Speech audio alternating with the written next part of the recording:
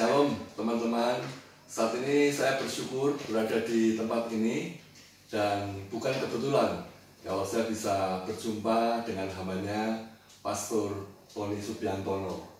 Beliau gembala yang luar biasa bagi jemaat yang dipimpinnya, yaitu jemaat GBI Aletheia yang ada di kota Sejuk, Magelang.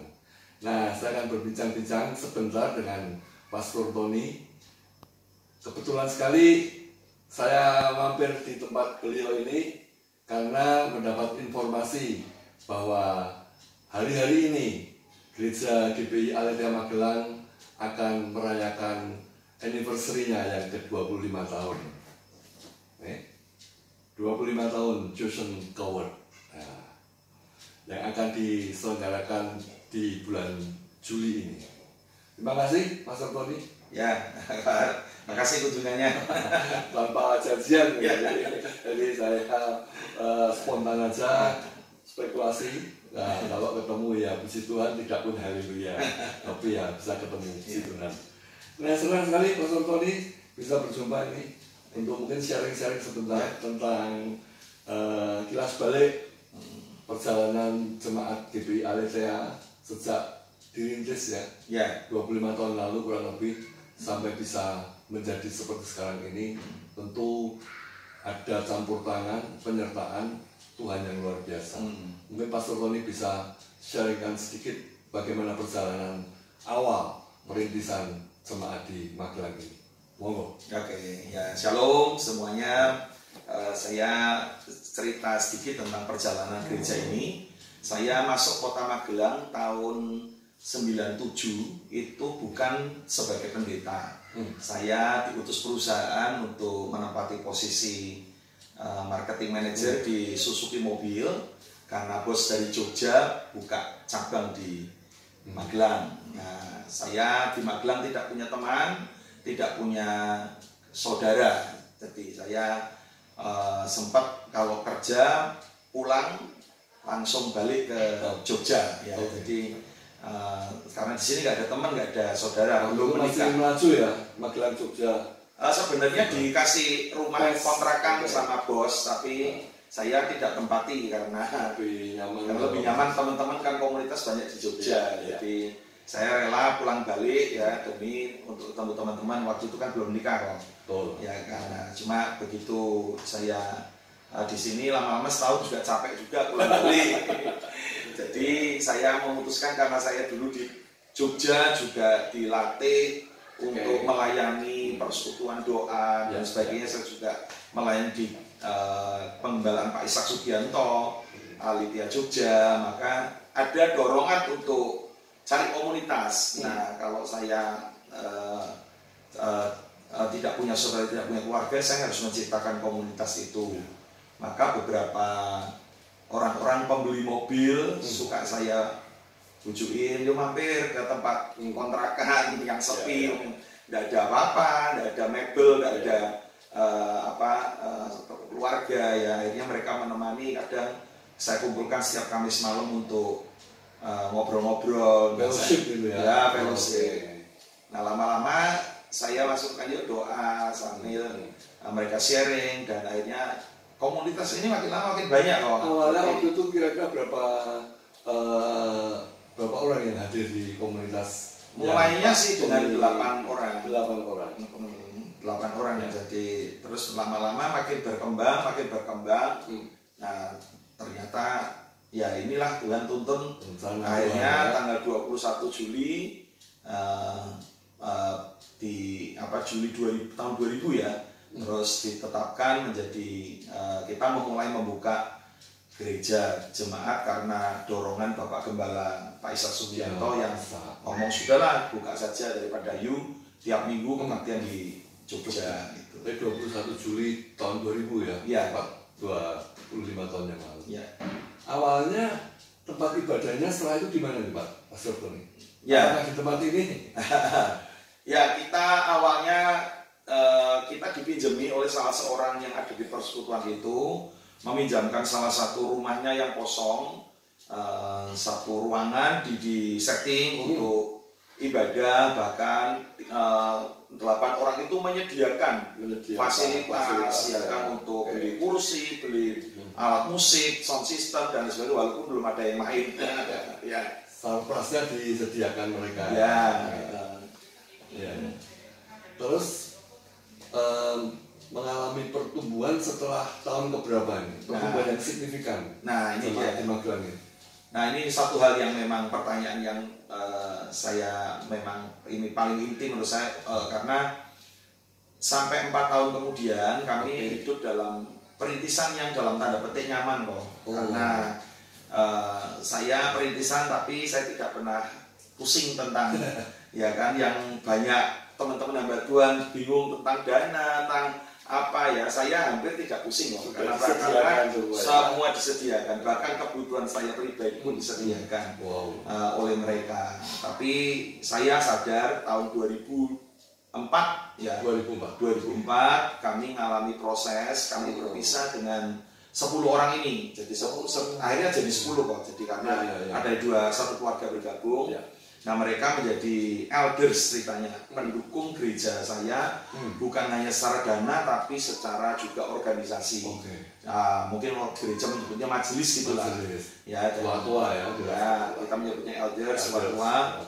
Dan tahun 2004 ada proses di mana kami berpisah loh. Jadi saya berpisah, sehingga saya bukan hanya berpisah tapi juga harus keluar dari rumah tersebut, yang dimana kami dulu dipinjami secara gratis ya. Jadi dari situlah pergumulan saya, seperti apa ya, betul-betul saya menyadari bahwa inilah saya seolah-olah kehilangan pegangan, kehilangan apa ya, sesuatu yang membuat saya harus bersandar. Baratnya seperti layangan putus.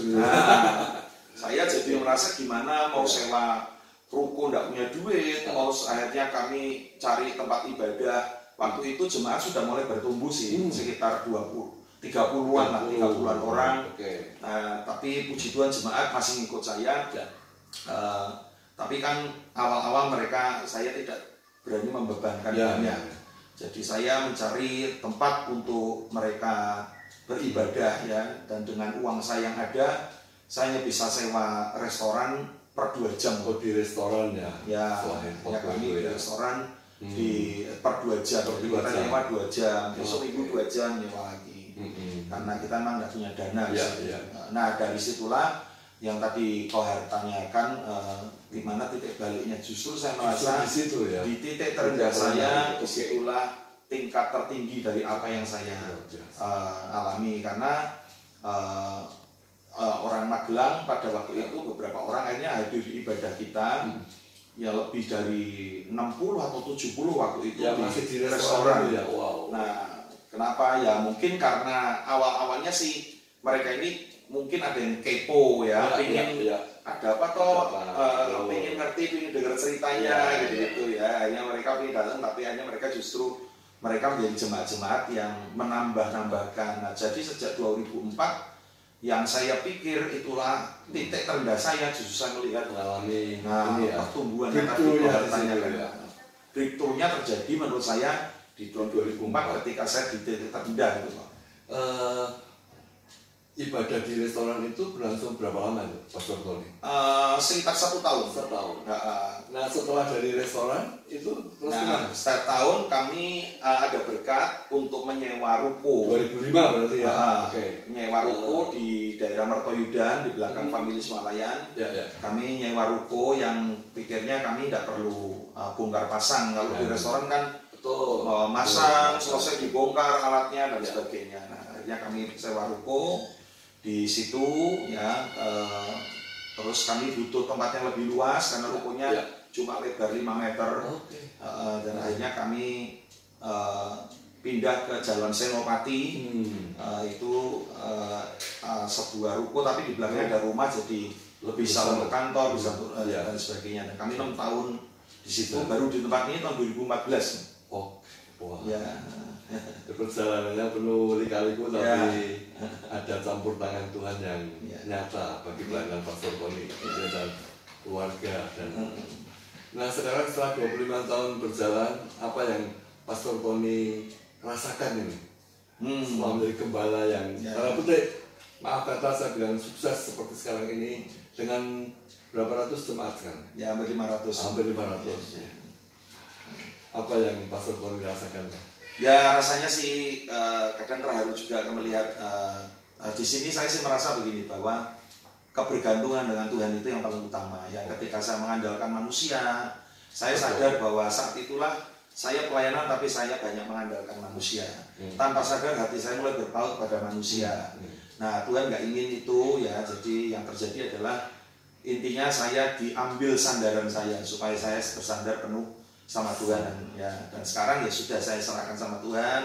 Rasanya ya sekarang ya penuh sukacita ya. Ini kan besok mau ulang tahun, semalam juga udah mulai latihan. Saya lihat pelayan aja udah, yang melayani besok itu tempat tugas ada sekitar 40-an orang. 40 ya. Sejumlah jemaat awal. 10% dari jumlah jemaat sekarang. Jumlah jemaat mula dulu. Wah, luar biasa.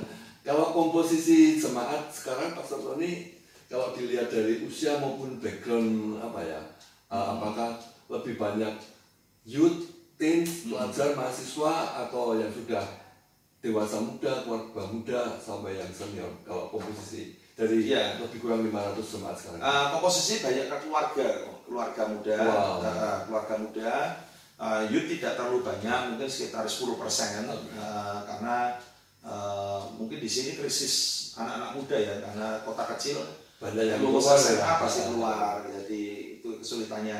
Makanya sekolah minggu kita cukup banyak karena keluarga ya yang masih punya anak bayi dan sebagainya. Orang tua tidak terlalu banyak, sekitar 10% lah. Tapi justru menurut saya kalau jemaat itu katakanlah mayoritasnya itu keluarga muda itu, wah itu malah lebih istilahnya lebih mantap dan arti kata lebih bisa stabil ya, dibanding kalau saya lihat di kota saya, di kota Jogja, banyak gereja tapi sebagian besar jemaatnya mahasiswa. Nah ini turnovernya pasti tinggi, tiap tahun datang pergi. Kalau keluarga muda kan lebih istilah menetap, lebih pengembalaan bisa lebih berjalan long term seperti itu.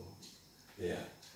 Nah, mungkin Mas Tony ada harapan ini di setelah 25 tahun ini, apa yang akan ingin dicapai di tahun-tahun ke depan? Oke, ya jadi tahun ke-25 ini kita ambil tema Chosen Award ya. Chosen Award. Apa ya? Maknanya apa? Lalu kenapa latar belakangnya mengambil tema Chosen Award? Ya, itu arti bahasa Indonesianya kurang lebih pengecut yang terpilih ya.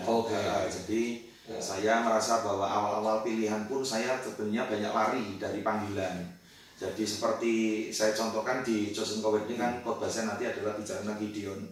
Ya dari awal pemilihan dia sudah dia penakut, dia sembunyi dari orang Midian, dia menjadi orang yang pengecut dari panggilan, bahkan ngeyel minta tanda segala, padahal sudah ketemu malaikat yang bercahaya masih minta tanda lagi dan sebagainya. Menurut saya itulah saya waktu dulu. Jadi itu yang menjadi panggilan, sehingga hari ini saya berkata bersama dengan Tuhan kita melangkah. Nah besok saya pun juga sharing satu hal, kejatuhan dari Gideon yang menjadi peringatan Tuhan buat saya dan juga buat jemaat di tempat ini. Ketika Gideon sukses, dia melakukan sesuatu, dia membuat efod baju para imam.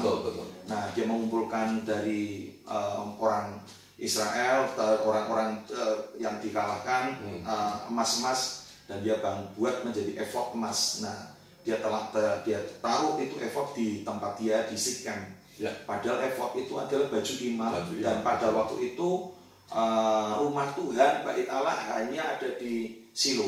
Ya, jadi orang ibadah itu dulu hanya satu tempat ibadah di Silo, di Bait Suci. Nah, tapi kemudian Gideon membuat efod ditempatkan di Sikem, di tempatnya dia. Dalam arti dia sedang membangun ibadah saingan. Nah, orang dia secara tidak langsung menyebutkan, kalau mau ketemu Tuhan nggak perlu ke Silo, saya juga bisa melayani. Nah dia mulai menyimpang dari apa setia ya. Nah, dari pengecut yang akhirnya berani menang berubah setia. Nah sehingga itu yang menjadi pesan di tahun di tahun ke-25 ini, supaya kita juga berhati-hati karena hari-hari ini ada banyak orang membuat ibadah tandingan. Nah gereja tandingan ya kan, jadi sesuatu yang merasa bahwa ibadah di rumah pun bisa, ya kan, online pun bisa, seolah-olah itu menjadi ibadah yang bisa menggantikan persekutuan berjamaah gitu ya. Jadi ada banyak hal-hal yang mungkin harus diwaspadai. Ya, itu yang hari ini menurut saya itu ada ancaman besar bahwa tanpa sadar mungkin kita telah membangun sesuatu yang salah gitu. Jadi, walaupun kesannya kan rohani loh ya kan, yang dibangun bukan anak lembu emas loh ya kan, yang dibangun tuh bukan berhala, baik, sesuatu yang tanpa rohani ya kan, tapi dalamnya rohana. Itu dia. Ya itu kan satu yang ada dalam hati saya untuk saya sampaikan pada jemaat besok ulang tahun. Hati-hati, kita ini sudah diberkati Tuhan, jangan sampai kita jatuh seperti itu ya, jangan sampai salah. Fokus harus tetap sama Tuhan. Betul sekali Mas Bobori, karena memang kalau kita lihat fakta akhir-akhir ini kan banyak orang ketika tanda petik maaf kata diberkati Tuhan, sukses pelayanan, sukses dalam karir dan segalanya, tapi tadi tidak menjaga hati, sehingga akhirnya ya berjalan tadi berubah setia dari panggilan awalnya. Nah teman-teman, saya rasa sharing Pastor Tony ini bisa memberikan inspirasi dan memberkati juga bagi teman-teman dimanapun untuk bagaimana kita bisa bertahan dalam pelayanan yang berkenan di hadapan Tuhan, mulai dari awal perintisan dengan begitu luar biasa sampai akhirnya Tuhan izinkan mengalami sesuatu yang tidak diharapkan. Pastor Tony katakan mungkin mengalami tempat yang di lembah di titik terendah, tapi justru disitulah ketika Pastor Tony mengandalkan Tuhan, mencari Tuhan, mencari wajah Tuhan, Tuhan bisa angkat sedemikian rupa. Sampai hari ini saya melihat gereja GBI Aletheia Magelang, wah diberkati Tuhan, dan Pastor Tony dipakai Tuhan. Menurut saya bukan membesar-besarkan, tapi secara luar biasa. Banyak melayani di tempat-tempat lain, ya Pastor, diundang sebagai hamba Tuhan, pembicara, pengkhotbah yang dipakai Tuhan memberkati semangat di berbagai gereja dan di berbagai kota. Belum lagi beliau juga menulis buku juga. Bukunya juga sudah menjadi berkat bagi banyak orang. Setahu saya ada 3 ya. 3. Mungkin Pastor bisa ceritakan buku yang ditulis selama ini sedikit aja garis besarnya. Buku pertama, kedua, dan ketiga isinya apa, lalu sasarannya siapa dan bagaimana. Ya, jadi sekaligus memperkenalkan inilah kompornya yang udah saya untuk menulis buku ya. Kalau hari ini salah satu mentor yang luar biasa, kakak rohani luar biasa. Saya tulis buku yang pertama judulnya Penyediaan Total. Itu sasarannya untuk seluruh jemaat, orang-orang percaya. Itu bicara tentang khotbah seri saya tentang Mazmur 23. Mazmur 23 ya, Tuhan adalah gembalaku. Saya eksposisi ayat per ayat. Dan kemudian yang kedua, buku yang lebih ringan untuk renungan, 100 renungan harian beserta kayak ilustrasi. Jadi itu bisa menjadi buku saku, judulnya Devosi Hati. Nah, buku yang ketiga ini lebih keberat karena sasarannya adalah mahasiswa-mahasiswa yang sedang belajar di teologi, soal khususnya tentang kepemimpinan. Saya nulis tentang kepemimpinan visioner. Eksposisinya adalah tokoh kepemimpinan yang menurut saya paling luar biasa lah di dalam Alkitab, yaitu Nehemia. Nah, kitab Nehemia saya eksposisi ayat per ayat sampai pasal terakhir. Nah, itu saya kupas tentang semua kepemimpinan, tantangan dan jalan keluarnya. Ya gitu. Terima kasih sekali lagi. Ya. Nah, itu teman-teman 3 buku yang ditulis Pastor Tony luar biasa, dan saya pun tahu buku-buku beliau ini sudah menjadi berkat bagi begitu banyak anak-anak Tuhan, bahkan hamba-hamba Tuhan di berbagai kota setelah menerima bukunya. Nanti untuk teman-teman yang pengen mendapatkan buku bisa langsung ya menghubungi Pastor Tony aja. Dicari websitenya ada ya, GBI Aletheia Magelang, pasti tersedia. Nah, beliau pun sekarang bukannya sebagai pengkhotbah gembala, tapi juga dosen ya, menjadi salah satu pengajar di salah satu sekolah teologi yang ada di Kota Semarang. Ini luar biasa. Jadi Tuhan mengembangkan pelayanan Pastor Tony sedemikian rupa. Dan saya tahu karena apa sebabnya? Karena beliau rendah hati dan mau bergantung, berharap total, mengandalkan total sepenuhnya, sehingga Tuhan bisa bukakan jalan yang sedemikian rupa menjadi berkat bagi bukannya bagi jemaat Aletheia Magelang, tapi bagi jemaat di gereja-gereja di berbagai denominasi dan di berbagai kota dan daerah. Terima kasih Pastor Roni. Sama-sama. Mungkin bisa closing statement untuk menyampaikan sesuatu kepada teman-teman saya yang kebetulan mungkin akan menonton tayangan ini. Silakan. Ya, jangan lemah dengan semua masalah dan persoalan, karena di titik terendah kita, disitulah letak titik terkuat kita bersama dengan Tuhan. Tuhan Yesus memberkati. Amin. Closing statement yang sangat powerful. Tetap semangat. Tuhan Yesus memberkati. Shalom.